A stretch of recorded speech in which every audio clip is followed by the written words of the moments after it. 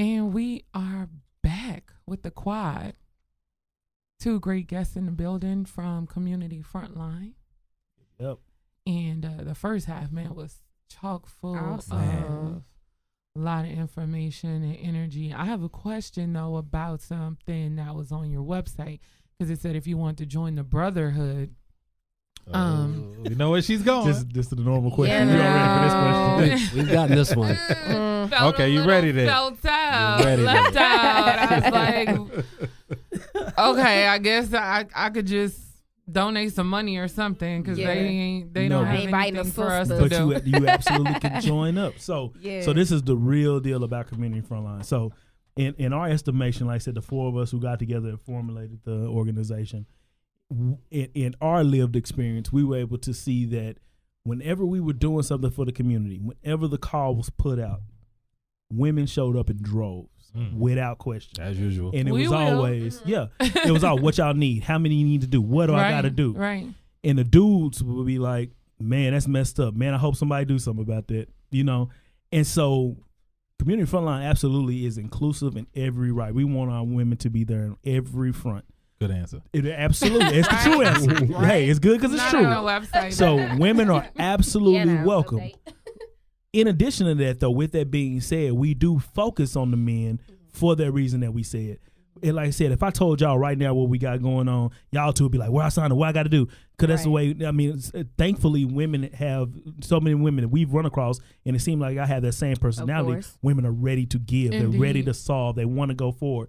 And the dudes are passive. They're apathetic at times. Not all dudes, of course. Right. But this is what we were running across so much. So we intentionally focus on men to say, brother, you got to come with us. If we got to lead out. We can't just leave you to our women and children Yes. to carry the load. Right. Get off the couch, put the remote down, come out here and Stop do watching something. the game. Stop watching the game for me. Record it. I'm gonna watch the game with you. I TiVo go that watch it with shit. you after if we go handle the business first. You know. Yeah. Right. So that's why it says the brotherhood. That's why we really do intentionally focus on men in a lot of ways. But we are absolutely welcoming of our women to anything we got going on. Y'all are always welcome. Sign up on the website. Yeah. Volunteer. Trust me. Y'all will never get put out. Y'all will never get turned away. But we need these dudes to step up because women, like thankfully women, y'all have been there and y'all are willing all the time. We got to get those dudes with that same spirit to say, come on, let's go do this together. And brothers, we support you, okay? Yes. She grabbed the mic on that one. Look. Shout out to the queens on that. Yeah. And I see on your website your mission statement, CommUNITY Frontline's mission is to mobilize the men to enter into and alleviate the suffering in their communities, beginning with East Fort Worth, of course. Right. So now, Mr. Derek, What's up? question for you, sir. So obviously this is beginning in East Fort Worth, Stop 6 area, right? Predominantly African American area, I'm sure, right? You are not an African American. I'm not. Yeah, you are. In case you can't see right now, Right. but you will see on the YouTube channel. Derek Carson is not African American, but he is the engagement coordinator and co-founder. So I like that title. Yeah, I like it too. I didn't know I had that until I saw it. Engagement coordinator. Yeah. So my question for you as the engagement coordinator for a an organization and an initiative that is in an area, Stop 6, that's predominantly African American, and being non-African American individual, how has that been a challenge for you, and how do you keep pulling through and driving through that with your position? It's an understandable challenge. Like, in other words, I understand why I'm perceived a certain way at times when I approach a new person. But that's not that person's fault. Right. I'm not saying that no one ever has some sort of bias that they have to work through. I'm not exonerating them necessarily, but what I'm saying is there's a history, there's not just a history, there's a present reality that creates and breeds a distrust and gives reasons to be suspicious of, just sort of, is he being imperialistic? Is he wanting to tokenize me? Is he just, what's this guy's deal? You trying to save me? Right. Is he trying to come save me? So that can be a challenge as far as meeting a new person, if I'm just trying to be an outreach. But a lot of what my role is, though, is more organizationally, though. So it's more like I'll plan an event. I'll set up what we're going to do. Like we do lunches every noon on Friday at a local barbecue place. And so I just make Smokey's sure Barbecue, give him a shout out. I know, Yeah, give him a shout I out. know, Polly, I love you. I'm sorry I forgot to give Smokey's a shout out. But we'll I'll just kind of organize that, make sure that at least one of us is going to be there in case you have a visitor, or if we have these race and brotherhood dialogue nights, schedule those, set those up. So some of it's planning, so it's not really a challenge there. But when it comes to and a lot, but everybody really sort of plays the role of outreach, really, because it's an organically growing group of people. So Quentin is recruiting just as many or more people than I am, even though I'm the engagement coordinator. And so, Gotcha. and just to really quick go with what Derek is talking about in an answer to your question. What Derek helps in so many ways by him being a part of the leadership and part of the formation of it, he helps it to really be multicultural, because that's the aim.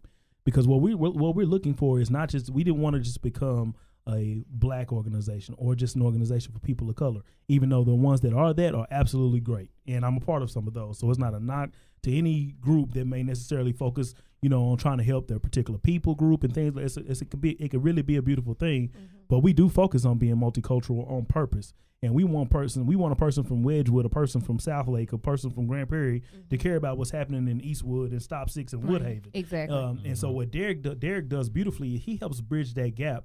Because when we're inviting these people out, and then just like us as people of color, when we show up places, we find another black person in the room. It's like, okay, I feel a little better now. Right. I'm more I see comfortable. over there. I see your brother over there. Yeah. Derek offers that in many ways too, because we invite everybody out. And so we asking this white person, they ain't never been in Stop 6 before. Right. Hey, come over to Stop 6, 7 o'clock at come night. through. You know what I mean? And then they show up and they see Derek's like, okay, it's more of us. I'm We're straight. okay. Right.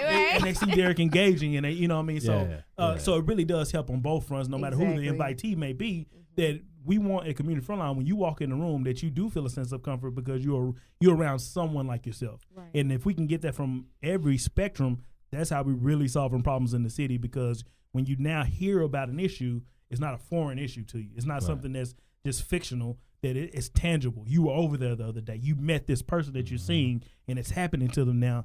Now you're going to put some skin in the game. Right. So, Boots on the and ground. Derek I helps got with you. that tremendously. Man, that's excellent, man. So, and I also see with you, Mr. Q, that there's a theme of multiculturalism. There's a theme of cultural competency with everything that you do, everything that you're aligned with. It's about multiculturalism. It's about cultural competency, something you just spoke of just a minute ago. Yes. So, I mean, where did that come from? That's a great question, man. So I think the real birth of that for me happened at 16 years old, man. Like I said, being from Stop 6 East Fort Worth, I grew up in an all-black community. I went to all black schools. The churches I went to were all black. I was in a black world, beautiful black world. So I ain't tripping. It's a beautiful thing. Yeah. But that's what my world was. I didn't have the opportunity when I was 16 years old to go to a camp. At the time, it was called Camp Anytown. It's now called Camp Community, and it's through the Multicultural Alliance of Fort Worth. And they put this leadership camp on every year for 1 week for high school juniors and seniors in Tarrant County. You get to go for a week, and it's multicultural leadership development, and you're engulfed in this whole week of activity and training with people from every kind of walk of life you could think of, and you really get to know them, they get to know you, and it's just this beautiful, intensive experience. And so, being where I'm from, not knowing people outside of my own, that week of being able to have that experience was just tremendous for me. It opened me up. And it opened me up because I went there and I was representing black folk in my head. That's why I was thinking, we're going to show them what we about in a good way. Not no beef, but it's like, hey, we're going to go represent. We're going to show what's up. The beautiful part is we was able to do that. The super cool part about it was that they were receptive to that. Okay. So when I had to force upon you to see how cool my blackness was, they were applauding my blackness. Okay. And when they did that, it made me feel even better about it. And then I was able to say, okay, let me look at you as a Pakistani person, as a Native American person, as a white person, as an Irish person. I was able to look at these different cultures myself and like, wow, like I too am missing out on everything that they offer. I know they're missing out on what I offer if you came where I'm from. Right. But when I offered it, you were willing to receive it. Let me receive yours as well. So it opened me up to a whole new ball game of just understanding that when cultures did come together, that so many things can really be resolved because people are just really acting the way they act a lot of times out of ignorance. Right. Yeah. So we try to subside that ignorance. We try to say, okay, how do we do it away with the ignorance by allowing people to come in? If you, like I said, if you ain't never met a black person before and then you come meet Frank, you gonna walk away to I love black people. At least in my estimation. Right. You know what I mean? But because I'm a lovable guy. you know what I'm saying? But on the other side of that too, if you never met a black person, and then the first experience you have is a black person mugged you, that can be a seed of racism that's so hard to undo. Right. You know what I mean? And so it's not about whether or not it excuses anybody actually anything like that, but because people are a product of their collective experience, if we can get people to really look and say, this is what this people group can offer. This is what the individual offers, and then this is what this people group contributes to us. It builds a greater appreciation. That's how true problems get solved. True. You know what I mean? So that's why we focus on that with Community Frontline as well, because we have resources in our own community, but there's resources all around the city of Fort Worth that could be utilized, whether it be somebody's talents, whether it be their money, their business, their friendships, or whatever it is they may have, some connection they have. They're willing to utilize them when there's something that hits them. But you got to first have a relationship for it to hit you. Right. True. So that's why we try to do it there, and that's why multiculturalism has been such an important part of my life, because I've gotten my job through a white man and an Hispanic man that I met that became family of mine. You know what I mean? Like, right. But these are these things that happen along the way. You know what I mean? Like, Derek's my brother now. I got a white niece and nephew.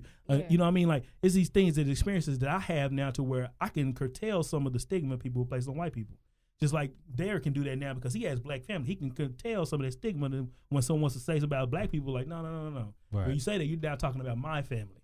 So now that makes him an ally and stand up, where it makes us an ally on the other side. So it's just those relationships. It was all, for me, it was all birthed out of going to that camp. And once I went to that, man, I went back as a counselor. I went back as an advisor. And it just spawned the work, man, of staying connected to it, man. Right. Knowing that it really was a true physical solution, man. Right. And it's camp community, and just like Community Frontline, emphasis on CommUNITY. Unity. And they actually there right now this week with the young people, man. So shouts to them. I hope they're doing great. I know they are.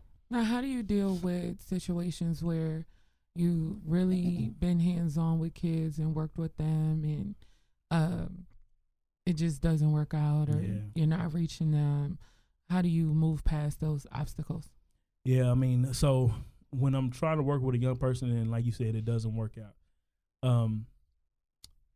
at the end of it, I want to be able to look myself in the mirror and know that I did everything that I can do, and that this really was this young person's path, that it really was them making the decision to go in the direction they went, and that it's a life lesson that they have to learn, because it doesn't mean that their life is over if they end up having to, do jail time or whatever the situation may have come to.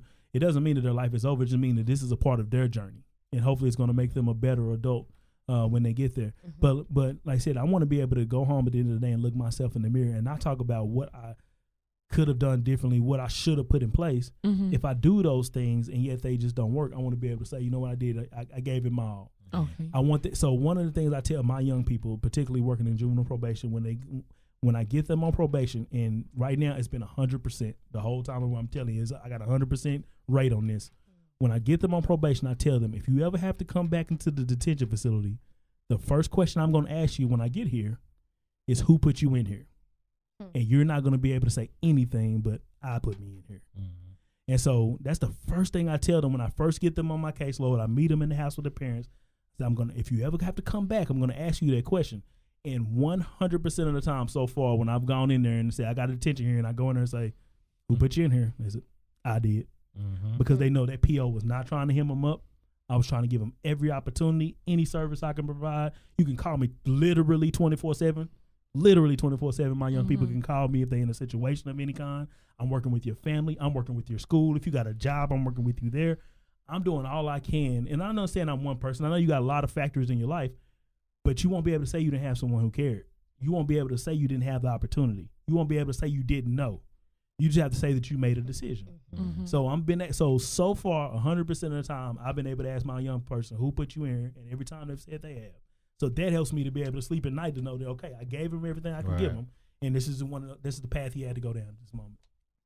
Wow, it's powerful stuff. So, Derek, I'm back at you, man. All right, I'm coming at you because this is the thing. We in our world, unfortunately, the first thing that we see is race.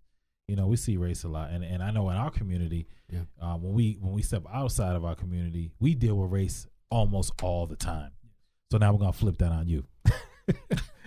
So no, seriously. But what I want to know is, like, in your world outside of the organization that you're in, and where do you live? When you go back to, say, or when you deal with people outside of that community in your world, what is the conversation like when people ask you about your involvement in this particular initiative? Why are you laughing? No, so man? come and let him answer the question. So What are you laughing at? one answer the question for sure. Answer the question directly. But I also want them to I want you to tell the story about in your office, the picture of my son in your office. Okay. Tell that story All too. right. Answer the question first. The story's funny. You got to remind. It's not funny. It's infuriating, but it's kind of funny.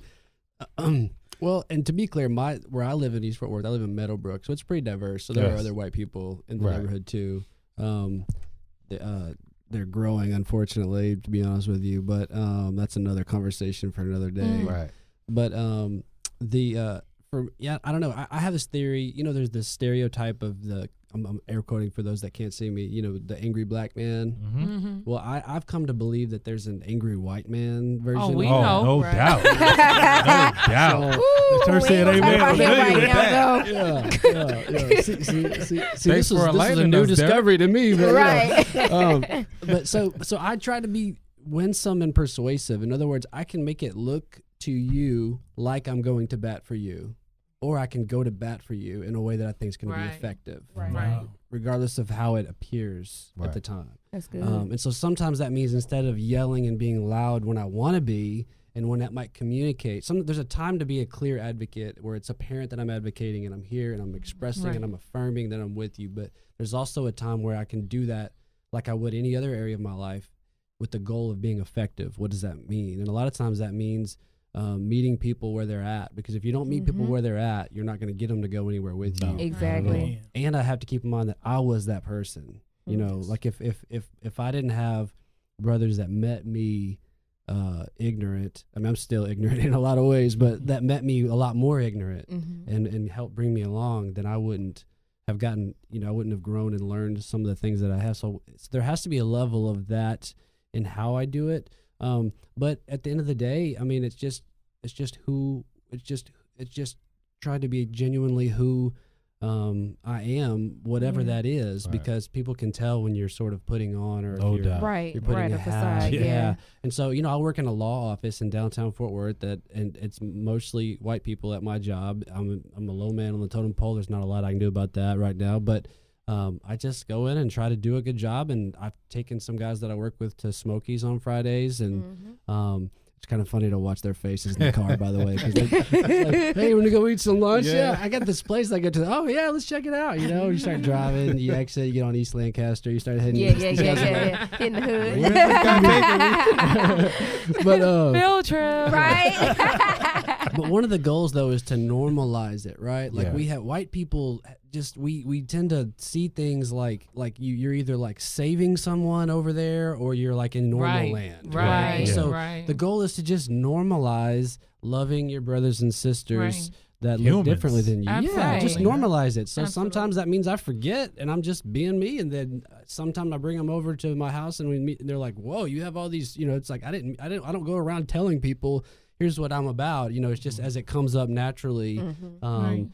So. And that's the unfortunate thing about being white. Unfortunate, not for white people necessarily, but it's an unfortunate reality, is that you can never have to deal with race, right? I don't deal with race when I go to the restaurant. Race doesn't come up when I go to the post office, right? I'm not having to assimilate, or I'm not being, I'm not like standing out or having to, see those classifications. But the story really quickly that Quentin wanted me to tell is one time I was working. And it's not where I currently work. It's somewhere I worked before. And we had an intern, and he came in, and he sat down. And I had so Quentin the second is my nephew, and so I have a picture of him in the office. And he comes up and he sits down and he goes, "Oh, are you sponsoring a child in Africa?" Oh, wow. And I looked at him. Wow. I love y'all response. I was like, Because I would have got fired that Right, day. that job I would have to Just go. go ahead. Just write it up, because He I'm was- about to go all the way. Okay. he was so sincere. And so on the, I basically Wow. was like, I mean, I don't even know what I said. I don't remember the moment. I just, on the inside, I'm like, leave my office right now. Yeah. Right. Let's just Right. get up I don't and know. go. Yeah. I don't even know 'Cause how you- it resolved. Clearly, you couldn't have any black friends that No, were yeah. right. Not out you. there. Right. But it was Kids' also, pictures. it was also, and we've talked about this later. You know, like it was the issue really? I mean, the issue was him, right? The issue was him. Right. That's apparent. But let's like what's a if we go deeper? Yeah, let's go deeper. Like that's a state. It could be that he's just being real. Like is he just being realistic? In other words, would I have made the same assumption? Not because I don't think you can be friends, but because my experience has been that that's not what normally happens. Right. So hopefully I never would have said that, but that's the story. Don't ever say You hope you Hopefully. wouldn't Let's have. hope I won't not. now. Never say you got enough black family where it ain't gonna happen no more. Right. Not anymore. And then you done gain some more. He white woke. He's good. No, that's good.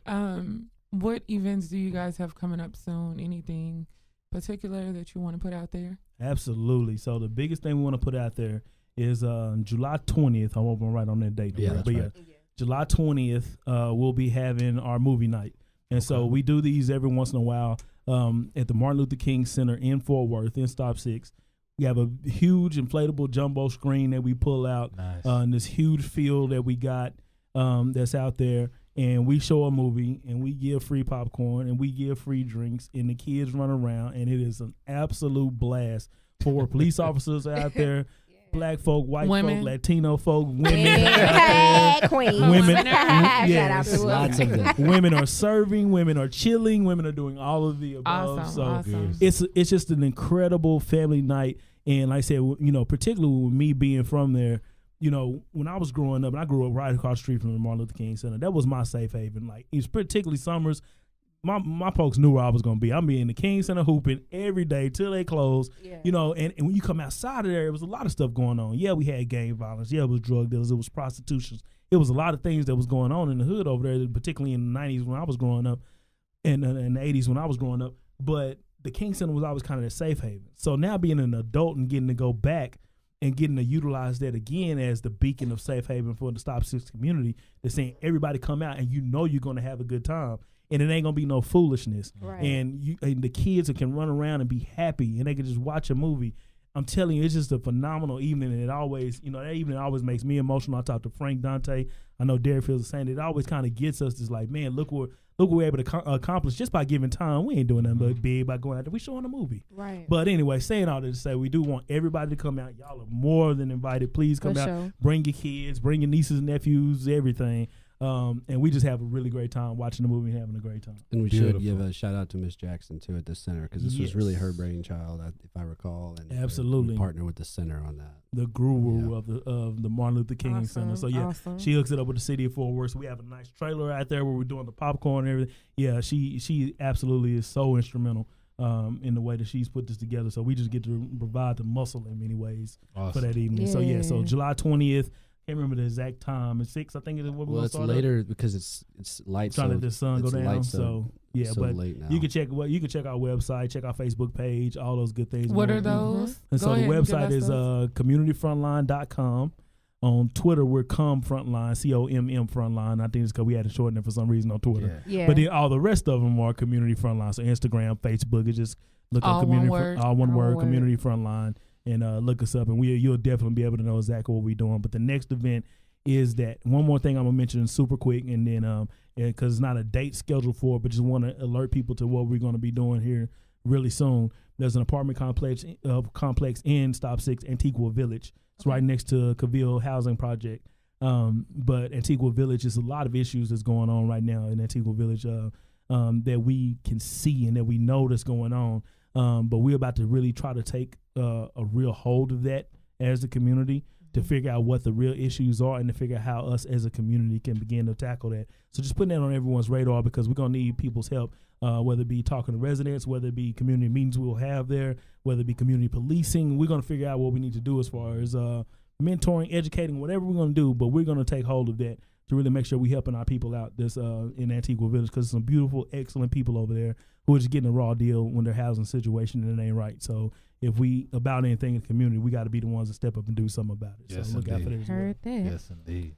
And if you want to give our listeners just one takeaway about Community Frontline, what would you tell them? I would say we are regular dudes trying to do our part in the world, straight up.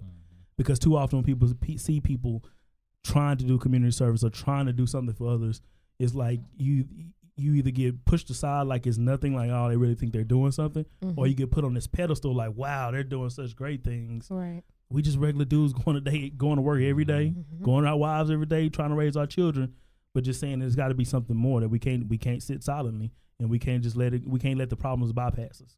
So we regular dudes with the same issues and everything that everybody else got. We just want to put ourselves out there and say that we're going to do something that's within our power. Exactly. So we invite everybody else to do the exact same thing. Put your cape on with us. That's all we're saying. Be a All these trailblazer. Superman. Yeah. No doubt. Yeah, I would emphasize that this is all about the extraordinary and the ordinary. So just come out and join us. And, I feel like community's changed because of everybody, and because of a doing things just in the regular day-to-day things is what transforms things over time. It's not always these one huge, visionary type things. And how has it impacted the community? I know one of the things I've seen as communities grow and the young people kind of take over, or bad elements take over, people are kind of afraid to go out and do things in a community. So have you seen that change within your community, where people are more are outside more, or engaging more, talking to their neighbors more? Is that something that you see? Absolutely. So one of the things that I feel like I see is that we see more people, like we had this past community forum we had over transfer on death, deeds, and property preservation. It was a fantastic turnout. And that's one of the things that we're seeing, is that when we first started some of these community meetings, like, is anybody going to show up? Is anybody going to care? But there's been a consistency of people. And then when we see these moments when we have these growth of people coming out to hear the information, that's monumental. But one of the things that I think has been a huge difference is that I've seen more white people in Stop 6 since we began Community Frontline than I had ever seen. I grew up there for a long time. Right. But they're there, and I know some gentrification too. I was going to say, is that gentrification? Yeah, or is that? So we already had our gentrification seminar too. So no, this is what the real of that is. Okay. But it's saying that they actually coming and helping out over there, getting to know people who live over there, to where they can come over there without us. Right. So Community Frontline is the vehicle to get you there. Yeah. But now, I said, Ben and Joel, and there's a few other people, they just over there and they just hollering at people, and it's like, that's what it was supposed to be about. Right. So not saying whether they had any fear or not before they began Community Frontline. Now they over there and they a part of it, and they don't care. And it's a beautiful thing when you see that, because at first it was Derek by itself. So now you got some people. Now you got some white brothers and sisters to come over there with people them, with me. Hey. You gotta expand. You gotta expand the tribe. Absolutely. So man, that's beautiful. So that's been a huge difference, is that people are really now beginning to take that ownership and building relationships themselves, where it don't just have to be Community Frontline for you to come, but you can just come and be a part of people over there. But submitting to black leadership too, Right. Like that's kind of the thing that's absent sometimes when we talk about multiculturalism and white people get involved in communities of color. Is there's a little bit of this. Sometimes it's optics and sometimes it's reality. Is that there's a sort of that subtle conditioning of white superiority just at work, and so that's kind of one of the things we emphasize is being meaningfully multi-ethnic, not like a white-run group that sort of has like Gap diversity or Dave Matthews Band diversity. That's a big difference, right? Right. You get like a bass player and a saxophone. You get a drummer and a saxophone just grooving up a little bit, right? Keep it acoustic. That's a good one. I told y'all he was woke down. He's the wokest white man. He said, White man. I'll tell you what. This has been a very enjoyable episode of the quad. So we got Derek in the building. Very enlightening. Yeah, we got Q in the building. Yes, sir. And sound like really, you're about to hit a freestyle. Yeah. I'm about to hit it. I'm inspired over here. I'm inspired over here. 1, 2, 1, 2. Yeah, but this is just part one. We might have to have y'all come out and tell us. Oh yeah. Because I know y'all doing some Most great things in definitely. the community, and I definitely encourage everyone listening to check out the website, check them out on social media, community, emphasis on unity. Yes. Right? Check out the websites and all the social media and everything that they're doing, and get involved in the DFW area. But right now we're going to bring this excellent episode to a close. Yeah. This is the franchise. Hey. I am Absolutely Adia. You can find me on Instagram at absolutelyadia_, and I guess Facebook at Adia Egblomase. Yeah, it's your girl Ashley Nicole. You can find me on Instagram at speakvo._Nicole. Also on Facebook at Speak Volumes Nicole. And this is The Franchise. You can find me on Instagram only. Cutting up. At BLK_GHST75. That was a great year. Yeah. And thank you so much for this episode, listening to this episode of The Quad with Community Frontline. Yeah.